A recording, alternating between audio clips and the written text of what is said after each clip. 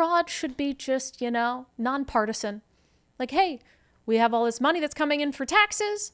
If people are stealing it, if they're abusing it, if they're misusing it, we should all be on board with making sure that doesn't happen. But no, it depends on who's perpetrating the fraud. Oh gosh, if it's my side that's perpetrating the fraud, we look the other way. If it's the other side that's perpetrating the fraud, dog on a bone. Genuinely annoying. So Chris Daniels with Como News in Seattle, I want to give him a lot of credit because while a lot of legacy news outlets have dismissed the concerns about fraud that resulted from the Nick Shirley report at the Equality Learning Center in Minnesota, Chris Daniels has taken it seriously. And he was at the legislative preview and he asked a very pertinent question this was during the panel on budgeting. So it was the two budget leads for the Senate side, or the two budget leads for the Republican side, the two budget leads for the Democratic side. And he asked them a very simple question about potential auditing. DCYF has acknowledged in the last year an overpayment of $2 million. Polling on our air at Como TV suggests that people want an outside audit.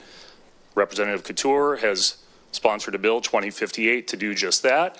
So the question for all four of you is, do you support an outside audit of DCYF? And if not, why? Do you support an outside audit of DCYF? If not, why? He asked that of all four of them.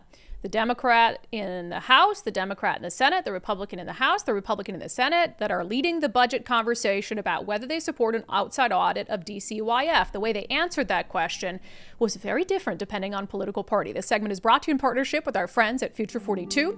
Turn your frustration into action at future42.org. Make sure you sign up for their newsletter to be alerted to opportunities to do just that. So in response to that question, let's start with the response or lack thereof from Democratic State Representative Tim Ormsby. I have not seen any evidence of childcare fraud. Hold on a second. Chris Daniels' question literally talked about evidence of fraud at DCYF. In 2024, an audit here in the state suggested there were not adequate controls of $500 million that were sent and used by DCYF, and that DCYF has acknowledged in the last year an overpayment of $2 million. That was literally in the question. So let's try it again, Representative Ormsby. They found $2 million, I believe, was part of the question, which isn't a substantial amount of money. Certainly, we would like that to be in the Treasury currently. How can you? I just don't understand. Even I get it. Is $2 million a ton in the context of a budget that's like $75 billion every year? No, but it's still taxpayer money. So to dismiss it as, it's not a lot of money, it's $2 million. It just shows why we absolutely need an outside audit of DCYF. And the fact that that's your response and that's how you treat $2 million in taxpayer money is insane. And it stands in stark contrast with how the Republicans on the budget panel talked about this issue, like Representative Travis Couture.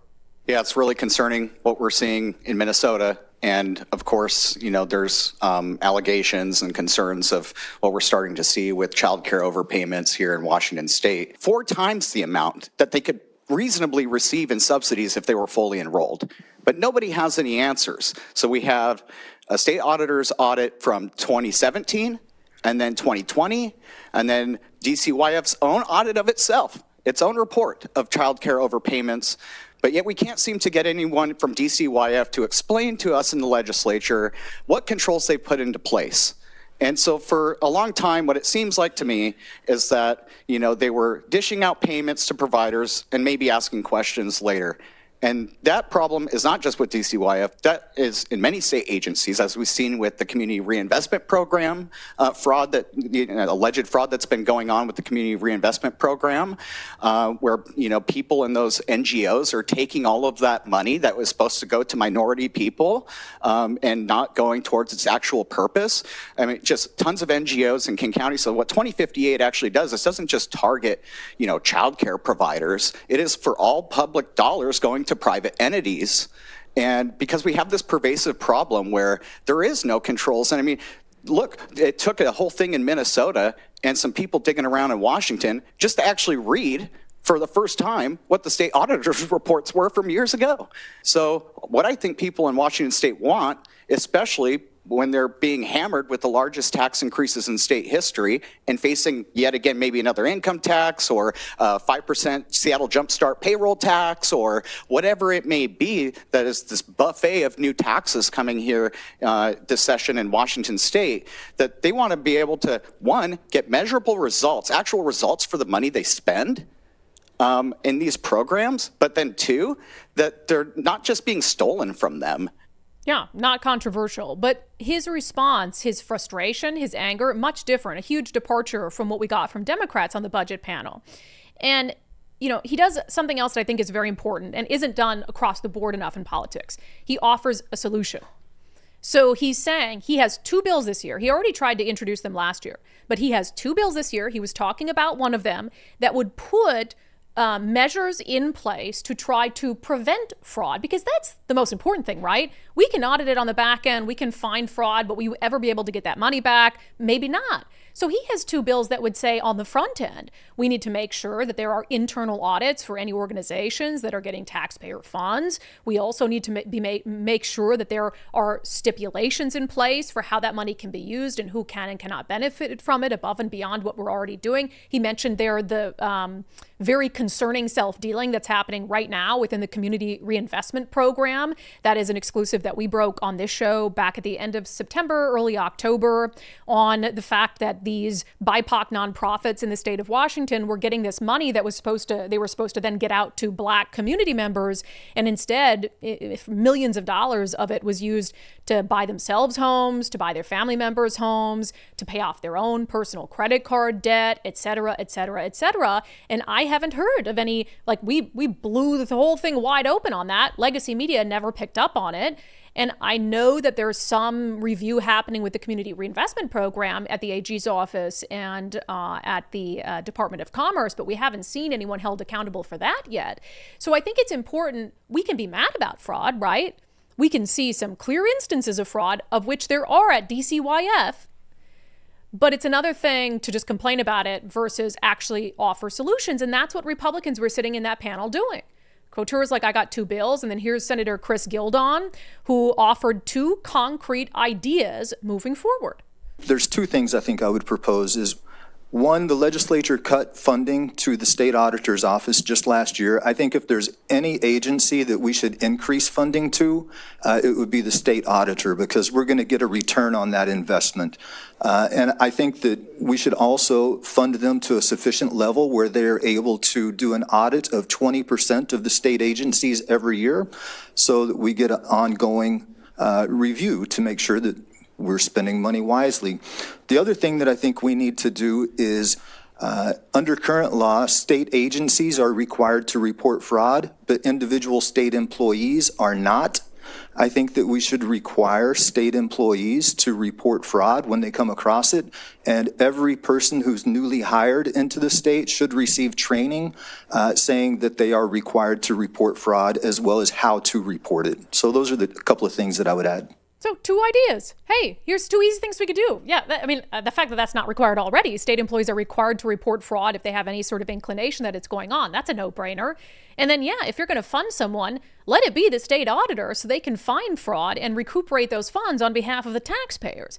So you've got Travis Couture up there offering bills, solutions. You've got Senator Chris Gildon offering 2 very simple solutions to help with all of this. And then the 2 Democrats on the budget panel, what do they want to do? Oh, well, let's just review. Let's do an audit of our auditing process. We need to explore what is at our disposal right now, which I think, and find out what, if anything, are the shortfalls with the current system before we go down a road of trying to uncover stuff. We do our own analysis and work. I would like to explore all the options that we currently have available for oversight, which we have a lot. A lot. Not enough. Not enough, and they're not doing what they're supposed to be doing. So this continues to go on, and your answer to it is, oh, we've got it handled. We'll do an audit of the auditing system, and we'll get back to you and let you know if there's anything that can be improved. It's the response we always hear from Democrats, just more government, more bureaucracy. It's like, no, let's get someone in, outside audit, per Chris Daniels' question, outside audit, and let's just figure this out. There's smoke there. Let's see if there's fire there. Let's bring someone in from the outside to really take a good look at it. But you can't do that when it's your party that's been in control of government, and when it's your cronies and allies and your campaign donors who are benefiting from these ill-gotten gains. That's the case in the Community Reinvestment Program, as we said, where you've got BIPOC nonprofits that have enriched themselves with $250 million worth of taxpayer funds that was supposed to go to the Black community, basically reparations. And they're like, well, we can't look into that. We can't punish them for that because, that's our voting block. We got to keep giving them money and they'll keep giving us votes. So the idea that anyone besides an outside auditor would actually take an honest look at this is just absolutely insane. But I think, and again, I look at this as an independent. And I always say that because it's important for me to totally separate myself from the party system. And I support a lot of Republican causes, but I voted for some Democrats at the state level this time around. But when you're free of the party system, I think you have an easier time looking at it and calling sort of balls and strikes. And when you look at the answers that those Republicans gave on the Budget Committee, and you look at the answers that the Democrats gave on the Budget Committee, I don't see how anyone could prefer the answers that the Democrats gave when it comes to something that should be as non-controversial as fraud. And it's not just at the state level. There was this, and it's just pervasive. There was a story out recently, King County is missing $2 billion from their Department of Community and Human Services grants program, and it was discovered in a recent audit, but King County Council is not doing anything about it. So that's the other issue, is an audit can flag something, but then the politicians don't do anything about it. They don't, stop giving those people money. They just give more money moving forward. There's nothing done about it. Here's Paul Guppy with the Washington Policy Center talking about that missing money that nobody apparently wants to find or get to the bottom of. King County, largest county in the state, has its own headaches. They apparently have misplaced $1.8 billion. The Department of Community and Human Services issued grants in 2023, 2024. A new audit shows in which they don't know where this money went. Much of it went to recipients that were not authorized to receive it. They paid invoices and didn't get receipts for that. Documentation was actually altered when this money was distributed. It went to programs like Healing Racism grants, Family Intervention grants, Restorative Community Pathways. They have not implemented the formal recommendations of the King County Auditor, number one. Number two, and most importantly, nobody got fired. Nobody lost their job. No consequences. $2 billion. We don't know where it is. And the auditor says, hey, here are some steps you could take to make sure this doesn't happen again. They're like, nah, we're good. It is because a lot of that money went to race and social justice programs. So again, you scratch my back, I'll scratch yours. You keep voting us into office, we'll keep giving you millions, if not billions of dollars in contracts for taxpayer funds to dole it out, and we'll never come and ask any questions at all ever about where that money went and what it was used for. And then if the auditor one day finds out that it was used in a way it shouldn't have been used, we'll say, hey, thanks for letting us know, and we'll never do anything about it. And while all that's happening, they want to tax you more money. They want to tax you more in King County. They want to tax you more in Seattle. They want to pass an income tax in Washington State. It's just insane. And I'm really of the belief that maybe nothing will be done unless the feds come in. And I know Congressman Michael Baumgartner of Washington State's 5th District has asked the feds to come in similar to what they're doing in Minnesota and investigate fraud, because with a lot of the DCYF money for childcare, that's federal money, matching grants and funds and stuff for childcare. So the feds have every right in the world to come in and to audit how that money is being spent and where it's going. So maybe that's the path that all of this is going down, because Democrats certainly do not want to expose their own party and themselves of allowing fraud to happen at a widespread rate. That segment was brought to you in partnership with our friends at Future 42. Turn your frustration into action this session. Sign up for their newsletter at future42.org. I know they often have rallies down in Olympia for various causes and issues, and so you can show up for those. And sometimes I'm there.